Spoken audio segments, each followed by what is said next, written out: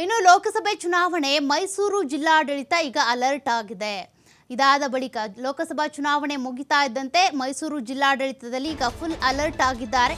ಜನರ ಸಮಸ್ಯೆಯನ್ನ ಬಗೆಹರಿಸೋದಕ್ಕೆ ಅಧಿಕಾರಿಗಳು ಮುಂದಾಗ್ತಾ ಇದ್ದಾರೆ.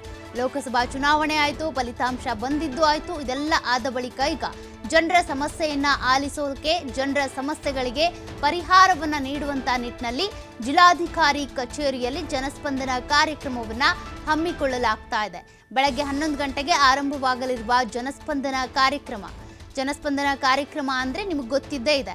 ಜನಸ್ಪಂದನ ಅಂತ ಅಂದ್ರೆ ಜನರ ಸಮಸ್ಯೆಗಳನ್ನು ಆಲಿಸಿ ಅವರ ಸಮಸ್ಯೆಗಳಿಗೆ ಅಲ್ಲೇ ಪರಿಹಾರ ಕೊಡುವಂಥ ಸಮಸ್ಯೆಗಳಿದ್ರೆ ಅಲ್ಲೇ ಪರಿಹಾರ ಕೊಡುವಂಥದ್ದು ಓಕೆ ಹೇಳ್ತಾರೆ. ಇನ್ನು ಸಮಸ್ಯೆಗೆ ಪರಿಹಾರ ಕೊಡೋದಕ್ಕೆ ಸ್ವಲ್ಪ ಸಮಯಾವಕಾಶ ಬೇಕು ಅಂದರೆ ಆಡಳಿತ ಮಂಡಳಿ ಇರ್ಬೋದು ಅಥವಾ ಇಲಾಖೆಯ ಮೂಲಕ ಹೋಗಿ ಆ ಸಮಸ್ಯೆಗಳಿಗೆ ಪರಿಹಾರ ಕೊಡುವಂಥ ಪ್ರಯತ್ನವನ್ನು ಕೂಡ ಮಾಡಲಾಗುತ್ತೆ. ಅದರಲ್ಲೂ ಈ ಬಾರಿ ಸಿದ್ದರಾಮಯ್ಯನವರು ಬಂದ ಬಳಿಕ ಬೃಹತ್ ಮಟ್ಟದಲ್ಲಿ ನಡೀತಾ ಇರುವಂಥ ಜನಸ್ಪಂದನ ಇದು. ಜನರ ಸಮಸ್ಯೆಗಳಿಗೆ ಸ್ಥಳದಲ್ಲೇ ಪರಿಹಾರ ನೀಡೋದಕ್ಕೆ ಈಗ ಮೈಸೂರು ಜಿಲ್ಲಾಡಳಿತ ಕ್ರಮವನ್ನು ತೆಗೆದುಕೊಳ್ತಾ ಇದೆ. ಲೋಕಸಭಾ ಚುನಾವಣೆ ಮುಗಿದ ಬಳಿಕ ಈಗ ಜನರ ಸಮಸ್ಯೆಗಳು ಏನೇನಿದ್ದಾವೆ ಅವುಗಳನ್ನು ಆಲಿಸೋದಕ್ಕೆ ಅಂತ ಸಮಯ ಕೊಡ್ತಾ ಇದ್ದಾರೆ. ಜನಸ್ಪಂದನ ಕಾರ್ಯಕ್ರಮ ಇವತ್ತು ಶುರುವಾಗುತ್ತೆ 11 ಗಂಟೆಗೆ.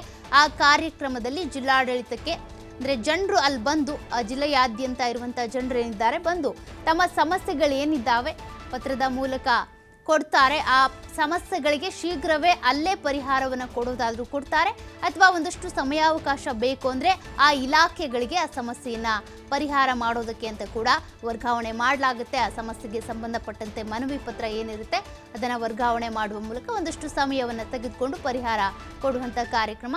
ಈ ಜನಸ್ಪಂದನ ಕಾರ್ಯಕ್ರಮ 11 ಗಂಟೆಗೆ ಶುರುವಾಗುತ್ತೆ. ಮೈಸೂರು ಜಿಲ್ಲಾಡಳಿತದಲ್ಲಿ ಈಗ ಅಧಿಕಾರಿಗಳು ಅಲರ್ಟ್ ಆಗಿರೋದ್ರಿಂದ ಜಿಲ್ಲಾಡಳಿತದಿಂದ ಇವತ್ತು ಕಾರ್ಯಕ್ರಮ ಆರಂಭವಾಗುತ್ತೆ.